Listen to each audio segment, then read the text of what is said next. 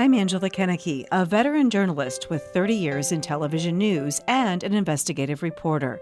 But for the purpose of this podcast, I'm just a mom trying to find my way after the loss of a child in the opioid epidemic. I am grieving out loud, using my platform on TV and on social media to try to stop the stigma of addiction and get more people into treatment so that no other family has to go through the devastation that I and my family have experienced at the loss of our 21-year-old Emily. Well, I'd like to welcome to the podcast a friend of mine who's been a guest before, Melissa Flynn. If you'd like to hear her entire story of her stepson and her family dealing with her stepson's addiction, it is episode 2, The Tornado, on the podcast. You can check that out. I'm also joined today by Dave Jansa, who is the program advisor for Face It Together. And today we're going to be talking about families dealing with a loved one who is suffering from addiction and how difficult it is, how hard it is to know what to do or the right thing to do next, and the toll it takes on people who have a loved one who is struggling with addiction. And I'd like to welcome you both to the podcast. Thank you, Angela. Let's start with you, Melissa. Melissa, you've told Nicholas's story, and it is May, and May is a tough month. Yet you want to keep talking because you want to help other families. Tell me your motivation there. Well, I've shared this with you before that literally at Nicholas's funeral, I started talking to my pastor and saying, I've got to do something to help families. We've got to prevent people from dying from this and do whatever we can to stop this from happening to other families. That's the motivation. I feel like people that have been through this before can understand fully and completely how devastating it is when you're dealing with a family member that has substance use issues. So I feel, unfortunately, uniquely qualified to help and feel called to help. And Dave, thank you so much for being with us today as well. You encouraged Melissa to reach out to me, right? I did. It's exactly what I did. You two seem to have a lot in common, and I guess my gut instinct was right. And Melissa reached out to me and I said, great, I'd love your help. So in our mission here at Emily's Hope. Dave, tell me a little bit, for people who don't know, Face It Together has gotten a lot of attention over the years, but I really want to focus on the family aspect and on dealing with someone, in your family who is struggling, who maybe doesn't want help, who maybe resents you, who's maybe angry at you. It takes such a toll on families. Can we talk about that a little bit? It's brutal. The people that come to see us that have someone in their life that's struggling with addiction are often absolutely just battered to the core. That's not an uncommon sight for us to see when we first meet somebody. But we really stumbled into the work that we do at Face It Together. We started out as an organization focused on helping people with addiction. And we always knew that family members were highly involved, obviously, and needed their own help and guidance. But that's not what we started out to do. And it's only through my experience with my son and a series of events that I went through that just ended up placing me face to face with people like Melissa, and having gone through it and having found some tools that were very helpful for me, we began to peer coach what we call loved ones, face to face, one-on-one. And we just instinctively knew that we were onto something, you might say. And so about 2014, 2015, we developed a full-blown program, and it now comprises of anywhere from a third to half of our clients. Dave, can you give us a little background on what happened with your son? Sure. So my son, at age 12, started exhibiting signs of problematic behavior, let's say. He was small, he was teased. And he started smoking marijuana and acting out. And we went through the whole gamut, you might say, in his high school years. He went to a couple of intervention-like scenarios that the school system had set up. He ended up in juvenile court for a couple of offenses. And at 18, like many, he said bye. He was gone. We had been knocking heads for a long time, and I was the tough love dad. I often look back and I ask myself, where did I get that? Where did that come from? Why did I think that was the thing to do? But that's what I did, and I doubled down on it time and time again. And over the course of most of his 20s, 7 different treatments, and in and out of our house, and trips across the country. And I mean, this is familiar to a lot of people who have gone through this. But it was in 2014, when I was a facilitator for Smart Recovery, that Smart Recovery introduced something for families and friends, for loved ones. And they came out with a handbook, and it's science-based interactions for people like me. And I loved Smart Recovery and what they did for people with addictive behaviors. I gobbled up the book and started to have a new conversation with my son that was based in these really, really good, formative, helpful tools that helped me. And then as a result, I could see that it started helping me and my wife have a better relationship with my son. And I'm happy to report that he survived, and is we've had 3 grandchildren now, and he's doing great. And I'm just lucky. I'm a really, really lucky guy. Yes, you are lucky. How old is he now? He's 32. 32. I tried the tough love stuff too. And I think that we're told to do that. I think that we're told, like, you have to set boundaries. You need to not let him get away with this. I mean, I did a lot of tough love with Emily, including at one point when she took off for days, putting most of her stuff on the front step, because she was sort of living between my house and our dad's house, and saying, you can't do that here. And now I look back and I think, was everything I did wrong? It was, they were really hard things to do. It's not like I enjoyed doing those things. It's not like it's so hard, because I think you thought tough love was the way to go. I thought tough love was the way to go. Although I will say, later on in her life, I just try to always approach her from a standpoint of love and not anger. But it took me a while to get there. It's just so frustrating. Why not tough love? What is wrong with it? It's part of our culture. Our culture's answer to dealing with someone from addiction is really born out of non-science-based beliefs that things like tough love and cautioning against being an enabler, and things like codependence and letting people hit bottom, those are things that are just baked in. But here's the big news. The fact of the matter is, most of those things are not helpful, and they're not based in science. And we need to work to get the word out that there are better ways to interact with people that have addictive behaviors. So Melissa, you tried tough love at first too, right? And then you learned different ways. I was fully entrenched in tough love and very much believing that I was right, until I went to Face It Together and started to learn some things and looking at things differently. It was very enlightening and also very humbling to realize that you're dead wrong. And you just firmly believe that if you keep doing what you're doing, which isn't working, that it's going to work someday, somehow, some way, and it wasn't. With Nicholas, what did you try then after going to Face It Together that was different than what you had been doing? Can you give us some examples? Yeah, well, yes, I can.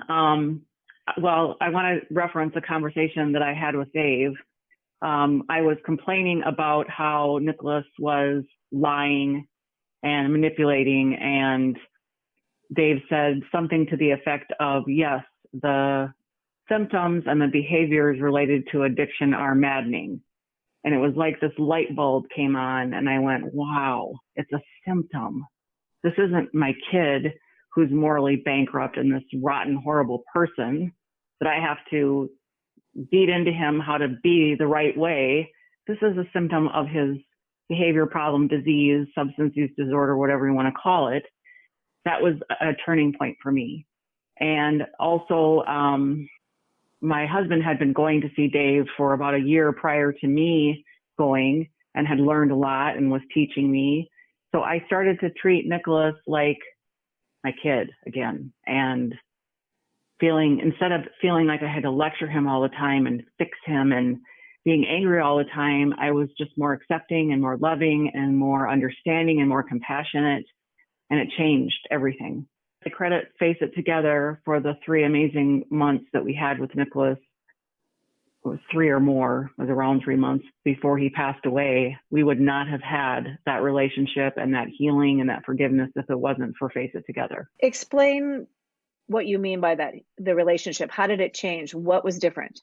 Well, he came to live with us. He had been in jail, and he came to live with us when he got out of jail. And to preface that a little bit, prior to him getting out of jail, I was adamant that he was not going to come live with us ever again, because whenever he would come live with us, our household would be turned upside down. There was fighting, there was chaos, there was just it was just disruptive. But Randy kept going to Face It Together and kept visiting Nicholas and kept telling me he's changed. And I'm like, yeah, whatever. Heard this a million times before. I was just not having it. But something changed in me after I started going to Face It Together. And also I do believe that my faith and God intervened, because I said, yeah, he can come live with us, which was very uncharacteristic of me. So he did come to live with us, and it was just a whole different family dynamic. I can't even describe it. Nicholas was at a point where he was ready to change. He was ready to do things differently. He was more himself, more than I've ever seen, and I had ever seen in many, many years. He could come and go, and it wasn't always like this suspicious, where have you been, what's going on? It was just more open and accepting, and we got to say all these words of forgiveness to each other and have these amazing conversations. It was a gift, and I'm very, very grateful for that. And then for whatever reason, I don't know that you will ever know the reasons, but he relapsed. This was one of the things that I didn't understand until now, that relapse is so incredibly common, and that had we been maybe more aware of medically assisted treatment or been allowed to do that with him because he was on probation, I believe he would still be alive. We just were trusting. We were trusting that he was being tested for drugs and that he wasn't using, and you just can't do that. You have to be more aware.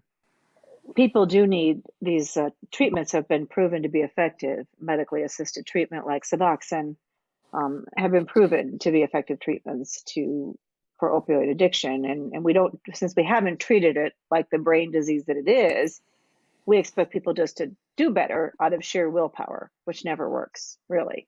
Right. Rarely works.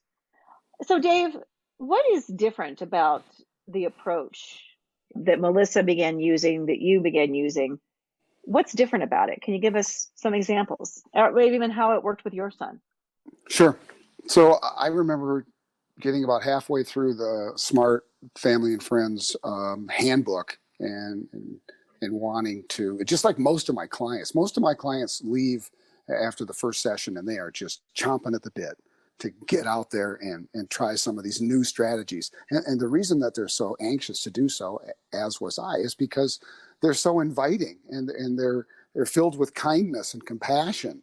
And they make sense once you strip away a lot of, just like you and I and Melissa have all said, where did we get this? Or when you say, well, don't worry about where you got it. It doesn't work. Shelf it and try this. The first thing I did with my son is I apologized. I apologized for yelling at him. I apologized for, for being this tough, hard-nosed, unmoving. I knew he had an addiction. I knew what he needed to do, as probably all of us do. And I was unwavering in my attitude, and I wavered. And I said, I'm sorry. I will never yell at you again. And I am turning a corner in this battle that we're both engaged in. That's where I started. And that's probably just one key point. I hear it in Melissa's story. I see it in most of my clients. There's a lot of anger. There's a lot of misunderstanding about disease, about the addiction, about addiction. And so once you come to understand it and understand that things, we'll just kind of go down the list. The first would be to shelf tough love and replace it with compassion and understanding. The second would be to ask yourself if you feel that most help that you offer someone with an addiction makes you an enabler. No, we do not agree with that. Enabling in every other context means to help. Are there things that you can do that in the name of helping are not helpful? Of course. But every situation needs to be teased out. And most of the time, I find that I give my clients permission to enable or help more. And that really takes a big monkey off their back. The other thing is codependence. A lot of people come in with a feeling of codependency, and that is really a very, very murky area that basically says to clients or people that have someone in their life with an addiction that you're sick. And we do not subscribe to that. I do not think that someone like Melissa, who comes in, who's distraught and confused and conflicted and exhausted because of someone like Nicholas, is necessarily sick and that she has a disorder that she needs to recover from. Most of the feelings that she's having and most of our clients are having are simply because they're misdirected. And codependency is not based in science. And so I take that monkey off their back. And that's just a couple. And there are just 2 or 3 other fundamental things that most people are saddled with in today's world that are simply unhelpful. And we just get them turned around and get them going in a science-based curriculum, you might say, that they really enjoy and really have great success with. Dave, because addicts are manipulative and because they will lie, and it's such a painful place to be as a loved one, how do you find that balance? Because you can't just let somebody do whatever they want, whenever they want, to your detriment, right? I mean, we all have to have healthy boundaries. So how do you have that balance It's with tough. somebody who's addicted? How do you do that? Boundaries are, in my opinion, the toughest area when it comes to this. And I think it's because, for whatever reason, we have, as a society, again, I just go back to these cultural norms that we're left with. And the cultural norms seem to lead people to believe that there are relatively simple answers to a lot of extremely complex questions. So here's what I say about boundaries. Each situation is very, very, very unique and different. The situations that you had with your daughter and her friends and where she was going to live and your living arrangements at your house and are there kids in the house? Are there not? They're all so unique that to just wrap it up and say you need strong boundaries is great, and it's true, but we usually take them boundary issues one at a time and ask if it's fair to both parties and if it moves the ball in the right direction. Are we gaining anything by putting up a boundary? And really, there's a better word that we like to use, and it's called a fence. And a fence is just a better way to describe something that separates 2 people, but you can hopefully still maybe see across it and see through it and work around it. And we also know that it needs to move and it needs to be nimble and it needs to change. And we work through those things one issue at a time. You know, Melissa, I know you felt like there was a huge shift in Nicholas, and those last 3 months were so much better than years prior to that. But yet, you still lost him. And I have spoken to 2 families. One family last week who had been in contact with me about their son who was suffering from addiction. And then another closer friend of mine just lost his son this week. So 2 overdoses in 2 weeks of people that I know, the other children. And so sometimes I just feel like we talk about this, we look for answers, we look for solutions. And the thing we're all trying to avoid is the loss of that person. We're trying to get that loved one to be well again, to be the person, the kid that we knew, at one point. But yet, so oftentimes we have the same results. Well, as you were talking, I was thinking of so many things that I wish we would have known. I wish we could have done. I didn't know about, the chances of relapse. I think a lot of society and a lot of people think that, well, they went to treatment or they've been sober, so now everything's fixed. Well, no, it's not. There's sometimes co-occurring mental illnesses. There are trauma-related incidents. There are many, many reasons why it's not just a genetic component. There's sometimes underlying issues that lead a person to try a substance in the first place, and then they get hooked because of addiction.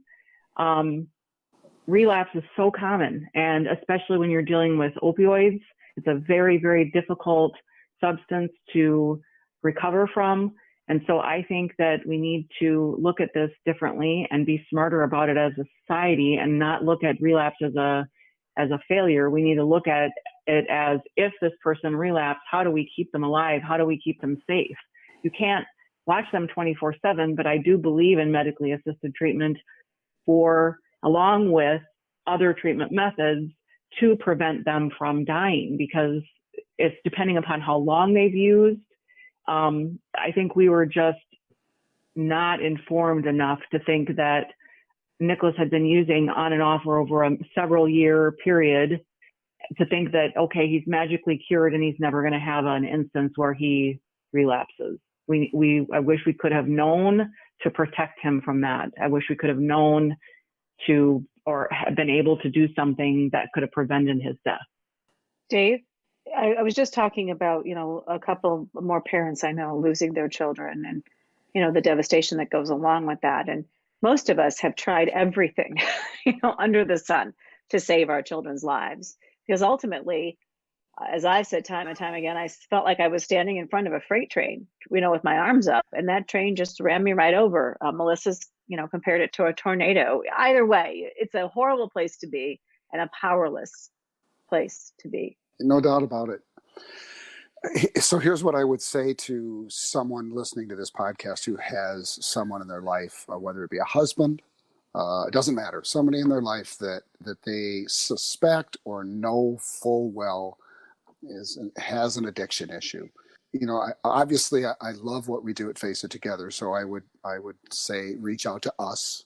I love Smart Recovery Family and Friends. I think it's a support group that has science-based tools that really, really helps people. It's not well known, so by listening to this and getting that word out, I think it's a great place to go.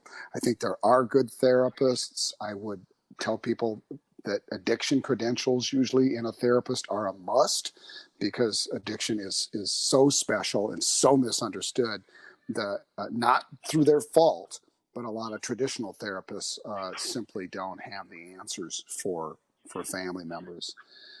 So I would say keep reaching out. This is what I find with most of our people that come. They're fighters. Parents are fighters, and they keep looking and asking and groping, even, if you will. But those are some great tools.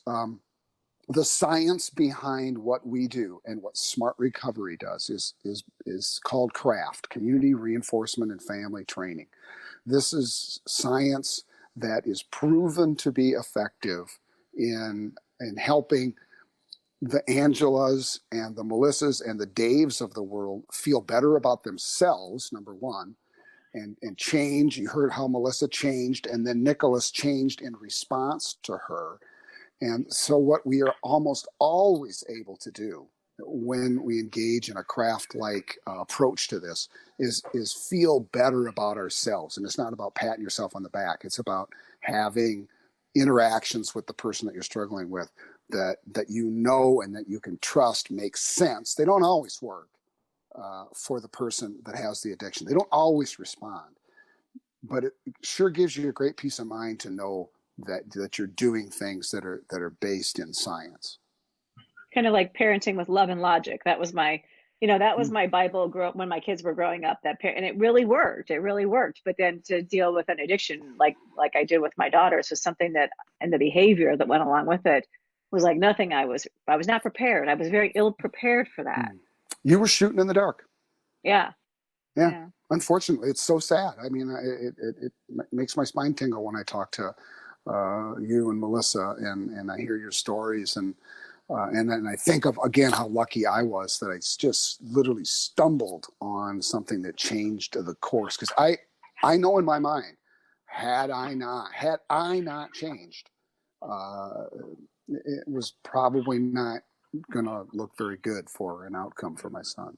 But even with people taking maybe better steps, when you know better, you do better, right? And I think as Emily got older, I certainly did better in dealing with it. And I had tried all the ways I knew best, dragging her from counselor to counselor and, trying to put her in a treatment program that she got kicked out of for swearing at the counselor, which should never happen, in my opinion. But all of these things, you're trying to invoke the law, all of the things, I was just grasping, for the right answer. But even if people find smart recovery, face it together, even if they follow, we always think if we just do the right thing, if we just follow the steps correctly, if we'll pass the test and then our loved one will be okay. But that's not always true. No, it's not. And if you look at it, if you look at addiction and someone being sick, just like you would look at someone having a cancer or diabetes or hypertension or any other disease. All the love and all the support and doing everything right and supporting them 1,000%. Sometimes it's not enough. It's just not enough. Addiction is brutal. It's wicked, as we all know, and it takes people's lives.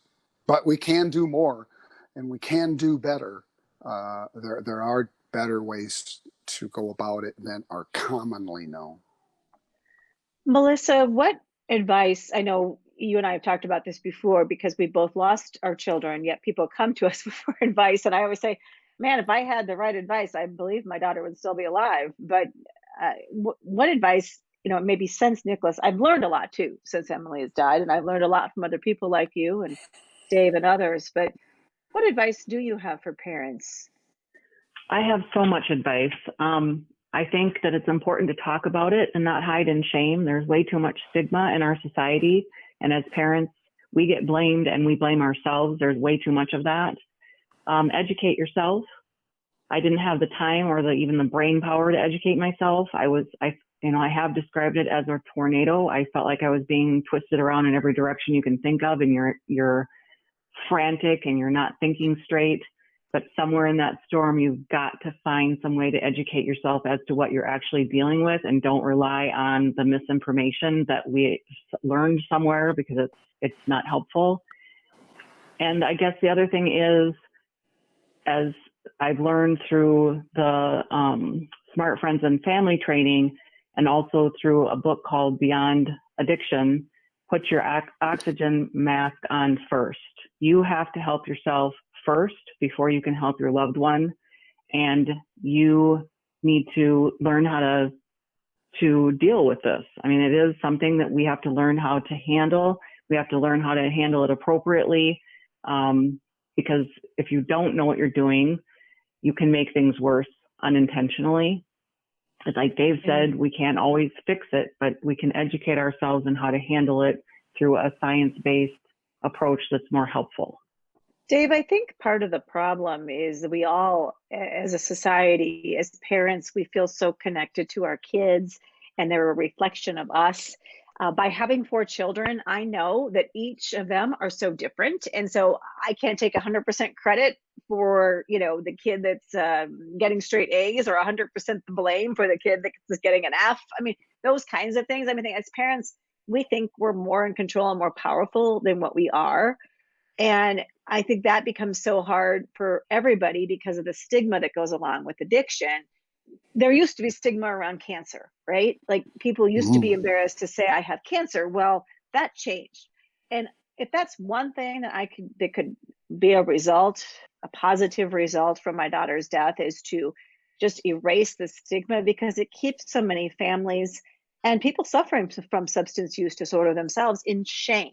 And I don't know how we get rid of that shame. I don't know what we need to do. I'm telling my friends who lost their son this week, this is not your, I mean, they're amazing people, wonderful people. You know, I'm telling them, this is not your fault. You did everything that you could do, that you knew to do. It's not, but yet we continue to blame ourselves, and we are afraid of the rest of the world judging us. The stigma around addiction is just, it's deep, and it runs right through the loved ones too. You feel shame, and what did I do wrong, and why is my kid this way? And and we don't reach out most of the time. The great majority of loved ones isolate and take the problem on themselves or within a very close-knit group of people. And I've had a lot of loved ones who did reach out to friends and family, and frankly, they didn't receive a lot of warm and fuzzies that came back, and that, boy, that just makes them, dig deeper into their hole. One story that's particularly poignant is a woman who told me that she shared with her best friend some of her most trying circumstances with her daughter, hoping for support. And I don't blame the friend. Again, the stigma is just so deep. But the friend's reply was, "I'm so glad I have good kids." Oh, that's the worst thing you could say to somebody, right? I mean, Oh, oh she my was just goodness. devastated, you know. And so people just don't understand. You would never ever say anything like that to a good friend who had someone who was suffering from some other disease or some other malady, a mental disorder or whatever. You just wouldn't. But No. with addiction, we do. We equate people that have addiction with bad people. I mean, there's a lot of that goes on. They do surveys, and it still runs thick and deep. The correlation between Emily and Nicholas and my son are just put over here in a column, that they're just bad. And Do you so know what I think, Dave? I yeah, actually think, and sorry to interrupt you, but I just want to get this point in very quickly. I think that our kids, I mean, I don't know your son, but I know enough about Nicholas, and I knew Emily obviously intimately, and I can tell you from every parent I've talked to, the kids that seem to fall into addiction, this disease of the brain, are some of the most sensitive, kindest, have the biggest heart, have the most difficulty dealing with the things in the world that aren't right. And I really believe they are among some of the best people in the world that find themselves trapped. I couldn't agree with you more. The thing that floors me is of course, I've been immersed in this just like everybody else, but not really paying attention to it until after Nicholas passed away. Any movie, any show, if they're trying to portray a bad guy, that bad guy is addicted to drugs. He's a drug dealer. He's addicted to drugs. That's the societal portrayal of a bad guy. And that's real prevalent. So it's coming to a different understanding. But Dave, you can go ahead and finish your thought now too. I just wanted to get that point across that yes, there is that stigma. People who use drugs are bad. And the behavior certainly is not good. That is not, but the people themselves are not bad. And you were making the point that once you strip away these preconceived notions about addiction and the people that have an addiction, you do find, and you see it in the people that have recovered. You just see what is and always was there. These wonderful, talented, really sensitive, smart people, individuals that almost seem to have a special gift and maybe Yeah. special curse. Yeah, I agree. I agree 100%. I don't know how we change hearts and minds as a collective in the world. I think that's something that we need to do. And I agree. And I think you see that our criminal justice system and the way that we treat people that have addictions in general are kind of tough love and harsh and not compassionate at all. The way we lock them up and turn them into felons for the smallest, the ingestion law. I mean, in South Dakota, in my opinion, someone who might be struggling and then slap them with a felony and put them in prison. This is not helping. This does not move us forward, and it does not help break down the stigma that we're all talking about here. In fact, it stigmatizes them. Yes, I agree 100% that we need to have a reform of our criminal justice system to change how we treat people who have an addiction, a disease of the brain, and to offer them, and in some cases, yes, maybe they do need to be removed from society because of the things their addiction is driving them to do. But to have treatment centers that are set up for people, maybe they would be sentenced to a treatment center, but not to prison with no treatment, which is something that happens quite frequently. I know the federal system is getting a little better. They're doing more, but I don't think we're anywhere where we need to be. You were asking me earlier about some of the things that we do differently, and here's one that really surprises a lot of people, and it's so basic because we talk about a difference in philosophy between what is basically practiced most of the time out there and what we tell our people to do or suggest our people to do, and that is to reward positive behaviors. That is a basic, and you said you read a lot of children's books. That was in there, wasn't it? Oh, yes, of course, yeah. And I also did a Yeah, program for oppositional and defiant teenagers. I did a program like that, not punishing too long because my daughter was going crazy and doing everything a teenager shouldn't do. So and reward and focus on the positive, focus on what they're doing right, that kind of thing. You bet. those things work with addiction too. But we throw it all out the window for tough love and freaking out about being an enabler and worrying about being codependent, which you can't be because it's not based in science, and letting them hit bottom. There's another classic. Oh, well, bottom is Horrible. death or brain damage. I had a wise friend tell me that, bottom is death or brain damage. So we Yes, can't let him hit bottom. can't let them hit bottom, but a lot of people are stuck on that, and so all of these things. But rewarding positive behaviors is awesome because it works. It works with people with addiction, just like it works with people with other issues, be them children or husbands, wives. Rewarding positive behavior is a classic. Positive communication, stop the negative and reinforce the positive. And then another thing that we notice and that we really help our clients understand is most of the time, Angela, when you adopt a new tact, if you will, in dealing with the person in your life that's struggling, what we find is that their substance use reduces. And too often we're focused on the golden egg, which is absolute abstinence, right? But when we reward less use, when we reward harm reduction, when things are moving in the right direction, they tend to continue to move in the right direction. And so we try to set our clients up to understand that oftentimes this is a process and that it's going to take some time, and that to look for the things that are going in the right direction and continue to push and prod and move things in that direction, and then we have a lot better chance from a better position to move to what we hope would be full recovery. Is there any other thought you'd like to leave us with today? I want to leave people with hope and let them know that there is help available, and that it's not, especially for family members, it's not all hopeless, and that they can get help and there is hope. And Dave, what would you like to leave people with today? Well, it's tough not to echo Melissa. There is hope. There is help.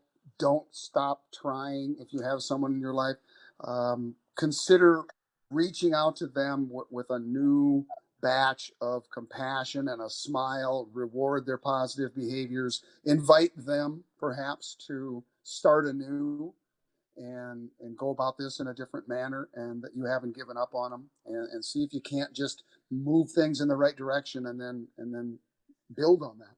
Well, I want to thank you both for all of the work you're doing to help families. And we are going to let our listeners know that we have all kinds of resources. We have links on this podcast, Emily's Hope at paintingapathttorecovery.org. That's paintingapathttorecovery.org. We have resources for families that Melissa helped us compile. So there is help out there. It can be quite the journey. There's not always an easy answer. There are no easy fixes, but there is help and there is support. Thank you so much for joining me. Thank you very much. Thanks, Angela. I believe we can all learn from each other as we walk through life, and by sharing our suffering, we can lessen the suffering of others. Until next time, wishing you faith, hope, and courage. To read my blogs and join us in our mission, just go to Emily's Hope at paintingapathttorecovery.org. Also, please rate and review this podcast. Thank you.